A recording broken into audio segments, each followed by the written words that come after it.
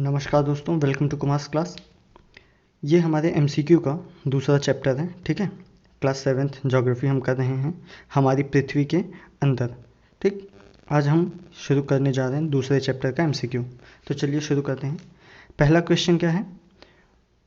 पृथ्वी के ऊपरी परत को पर्पटी कहते हैं तथा यह सबसे पतली परत है। आपको बताना है कि इन दोनों कथनों में से कौन सा सही होगा।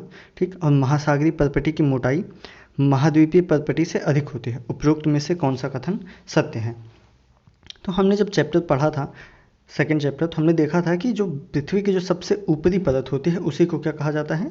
भूपर्पटी या पर्पटी। तो यही हमारा आंसर क्या हो जाएगा? केवल 1। इसकी व्याख्या क्या देगी? ठीक, दूसरा कथन गलत है। जो पृथ्वी की सबसे ऊपरी परत को ही क्या कहते हैं? पर्पटी कहते हैं। यह सबसे पतली परत है, तो ये है।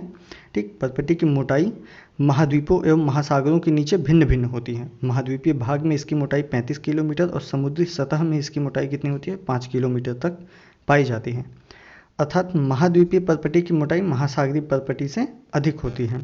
दूसरा क्वेश्चन क्या दिया हुआ है कि निम्नलिखित कथनों में से कौन सा कथन असत्य है? जो महाद्वीपीय पर्पटी सिलिका एवं एल्यूमिना जैसे खनिजों से बनी हुई है। ठीक, महासागरीय पर्पटी सिलिका एवं आयरन से बनी हुई है। पृथ्वी की सतह पर्पटी के नीचे क्या है? मेंटल होता है। पृथ्वी की सबसे आंतरिक परत को क्रूड कहते हैं, जो कि मुख्यतः निकिल एवं लोहे से बनी हुई। अब यहाँ पे ध्यान दीजिएगा, हमें इनमें से जो असत्य है उसको निकालना है। ठीक है, अब इन चारों को पढ़ने के बाद असत्य क्या है? बी, महासागरीय पर्पटी सिलिका और आयरन से बनी हुई है, जबकि ये गलत है। ये सिलिका और मैग्नीशियम से बनी हुई है। इसीलिए इसको क्या कहते हैं?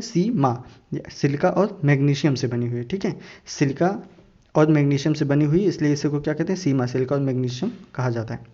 तीसरा क्वेश्चन क्या है? जब द्रवित मैग्मा ठंडा होकर ठोस हो जाता है तब इस प्रकार बने शैल को क्या कहते हैं? ठीक, द्रवित मैग्मा ठंडा होकर रूपांतरित हो जाता है तो इसे क्या कहा जाता है? बताइए, हमने पढ़ा था। ठीक, आंसर क्या होगा इसका? सी। जब द्रवित मैग्मा ठंडा हो जाता है तो ये क्या? ठोस हो जाता है, और तब इस प्रकार बने शैल को हम क्या कहते हैं? आग्नेय शैलें, जो शैलें एक से दूसरे में परिवर्तित होती हैं। इन्हीं को ही प्राथमिक शैल भी कहा जाता है। ठीक है, आग्नेय शैलें दो प्रकार की होती हैं, अंतर्भेदी आग्नेय शैलें और बहिर्भेदी आग्नेय शैलें। ठीक, चौथा क्वेश्चन क्या है? पृथ्वी के कुल आयतन में सबसे अधिक हिस्सा किस परत का होता है? क्रोड, पर्पटी या क्रस्ट या मेंटल, या तीनों परतों का आयतन बराबर है। इसके बारे में हमने पढ़ा था कि ठीक है, जैसे ऊपर से नीचे की ओर जाएंगे तो पृथ्वी का जो परत की लेयर्स है उसकी मोटाई कम ज़्यादा होती रहती है। ठीक है, किसी जगह मोटी है, किसी जगह पतली है, किसी जगह पे द्रव पाए जाते हैं। तो आंसर इसका क्या होगा? उत्तर ए। ठीक है, पहला क्या है? क्रूड। पृथ्वी के जो सबसे अधिक हिस्सा किस परत का है? कुल आयतन में सबसे सर्वाधिक हिस्सा किसका है? क्रूड का। ठीक, पृथ्वी के आयतन का केवल 1% हिस्सा ही पर्पटी होता है। ठीक है, और 84% हिस्सा जो होता है वो मेंटल, और 15% हिस्सा क्या होता है? क्रूड। लेकिन पृथ्वी की त्रिज्या क्या है? कितनी है? 6371 किलोमीटर। पांचवा क्वेश्चन क्या है? जब द्रवित मैग्मा, ठीक है, जो द्रवित लावा होता है वो पृथ्वी की सतह पर आकर तेजी से ठंडा हो जाता है, इस प्रकार क्या होता है? बहिर्भेदी आग्नेय शैलों का निर्माण होता है।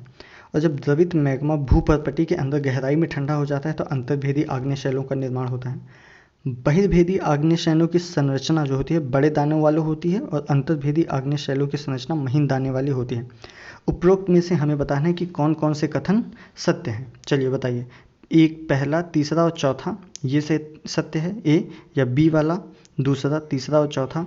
ठीक, सी क्या है? सी ऑप्शन क्या है? 1 और 2, और डी ऑप्शन क्या है? उपरोक्त सभी। तो आप बताइए इनमें से क्या होगा?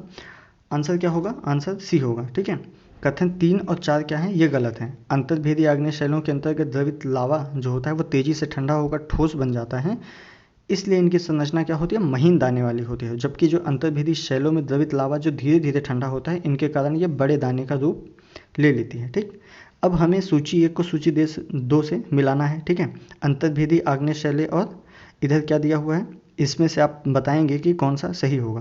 तो चलिए कोशिश करते हैं। हमने पढ़ा था जो अंतर्भेदी आग्नेय शैलें होती है वो रूपांतरित किस में होती हैं? वो ग्रेनाइट में रूपांतरित हो जाती हैं। ठीक है, और बहिर्भेदी आग्नेय शैलें होती हैं वो बेसाल्ट में रूपांतरित हो जाती हैं। अवसादी शैलें किस में? चूना पत्थर में। और कायांतरित शैलें स्लेट में रूपांतरित हो जाती हैं। तो इसमें क्या हमें ऑप्शन कौन मिला? Option D. ठीक है, अंतर्भेदी आग्नेय शैलें ग्रेनाइट, बहिर्भेदी बेसाल्ट, अवसादी चूना पत्थर और कायांतरित स्लेट में। सातवां क्वेश्चन क्या है? निम्नलिखित में से कौन सी अवसादी चट्टानें या शैलों की विशेषता क्या है? ठीक है, विशेषता बताना है हमें।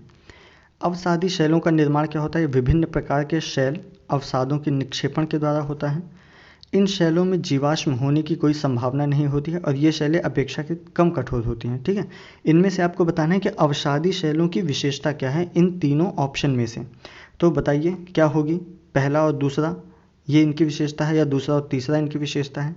सी ऑप्शन क्या है? सिर्फ पहला और तीसरा इनकी विशेषता है, या फिर डी इनमें ये तीनों ही इनकी विशेषता है? ठीक है, ऑप्शन क्या होगा?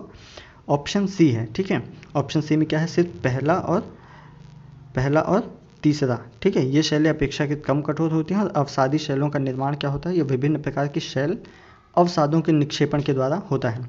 ये इस प्रश्न की पूरी व्याख्या दी गई है। क्या दी गई है? जो विभिन्न प्रकार के शैल जो होते हैं वो लुढ़क कर या चटक कर या एक दूसरे से टकरा कर क्या होते हैं? छोटे छोटे टुकड़ों में टूट जाते हैं। इन छोटे कणों को ही क्या कहा जाता है? अवसाद कहते हैं। ठीक है, ये अवसाद हवा जल आदि के कारण एक स्थान से दूसरे स्थान पर पहुंचकर निक्षेपित कर दिए जाते हैं और ये अदृढ़ अवसाद दबकर कठोर होकर शैल की परत बनाते हैं। इस कारण ये अपेक्षाकृत कम कठोर होते हैं तथा इन शैलों को अवसादी शैल कहते हैं। उदाहरण के लिए देख क्या दिया हुआ है कि बलुआ पत्थर रेत के दानों से बनता है। ठीक है, इन शैलों में पौधे, जानवर और अन्य सूक्ष्म जीवों के कभी कभी इन पे जीवाश्म भी पाए जाते हैं। ठीक, 8वां क्वेश्चन ये लास्ट क्वेश्चन होगा। ठीक है, इस चैप्टर का। उच्च ताप और दाब के कारण कौन सी शैलें कायांतरित शैलों में परिवर्तित हो जाती हैं? हमने पढ़ा था कौन सी शैल किस शैल में परिवर्तित होती है, अभी इसके बारे में देखा था। ठीक है, तो आंसर क्या होगा इसका? आंसर सी, जो दोनों शैलें हैं अब आग्नेय और अवसादी, ये दोनों शैलें क्या होती हैं? ताप और दाब के कारण कायांतरित शैलों में परिवर्तित हो जाती हैं। ठीक, ताप और दाब के कारण आग्नेय और अवसादी शैलों के भौतिक और रासायनिक संगठन में परिवर्तन होता है। ठीक है, तब कायांतरित चट्टानों का निर्माण होता है और उदाहरण के लिए क्या होता है? चिकनी मिट्टी, स्लेट और चूना पत्थर, ये क्या है? ये संगमरमर में परिवर्तित हो जाते हैं। ठीक है, तो यहीं पर हमारा चैप्टर 2 पूरा समाप्त होता है। चैप्टर 2 का MCQ सारे मल्टीपल चॉइस क्वेश्चंस। ठीक, मिलते हैं अगले चैप्टर में। धन्यवाद।